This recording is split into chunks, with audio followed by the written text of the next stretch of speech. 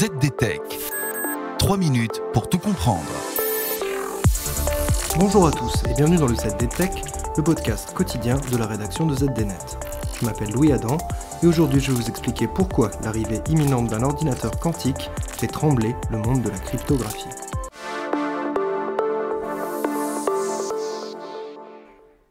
La cryptographie, cela n'a rien de sorcier.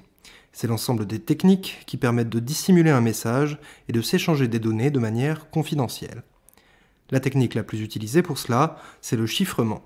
L'émetteur fait passer son message à travers un algorithme mathématique plus ou moins complexe. Cela permet de s'assurer que seules les personnes autorisées sauront le lire. Aujourd'hui, on sait que la puissance de calcul nécessaire pour casser ce chiffrement dépasse largement les capacités des supercalculateurs traditionnels. On peut donc considérer que ces algorithmes offrent une protection suffisante contre les attaques. Mais l'arrivée d'ici 5 ans d'un ordinateur quantique fiable et fonctionnel pourrait changer la donne. Microsoft, IBM et consorts travaillent d'arrache-pied sur ce sujet. L'idée n'est pas de produire un ordinateur plus puissant qu'un ordinateur traditionnel, il s'agit plutôt d'un ordinateur particulièrement efficace pour réaliser certaines tâches bien précises. Et l'un des points forts de l'ordinateur quantique, c'est sa capacité à casser les algorithmes de chiffrement actuels. Dans les années 90, des chercheurs ont mis au point des algorithmes quantiques capables de casser la protection des outils de chiffrement traditionnels. Si vous êtes curieux, les algorithmes de Shor et de Grover sont les plus souvent cités en exemple. La seule chose qui manque à ces algorithmes, c'est un ordinateur quantique capable de les faire tourner. Et cette perspective devient de plus en plus concrète. Alors que faire ? Faut-il tirer définitivement un trait sur la cryptographie ? Pas tout à fait. Plutôt que d'attendre sagement la fin du monde, les chercheurs se penchent sur l'élaboration de la cryptographie post-quantique.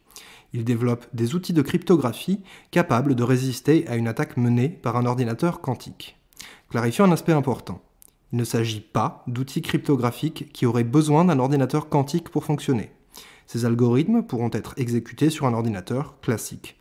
Simplement, ces nouveaux algorithmes de cryptographie utilisent des fonctions mathématiques différentes, des fonctions mathématiques que l'ordinateur quantique n'est pas en mesure de casser facilement. En 2017, l'Institut des standards technologiques américain a lancé un challenge mondial pour identifier et tester ces nouveaux algos qui résistent aux attaques de ce type. L'objectif est de disposer d'outils pour protéger les données face à un attaquant qui aurait accès à un ordinateur quantique. C'est donc une course contre la montre qui a lieu, entre les cryptographes d'un côté et les chercheurs en informatique quantique de l'autre. Et voilà, normalement on a fait le tour du sujet. Pour en savoir plus, rendez-vous sur zdnet.fr et retrouvez tous les jours un nouvel épisode du ZDTech sur vos plateformes de podcast préférées.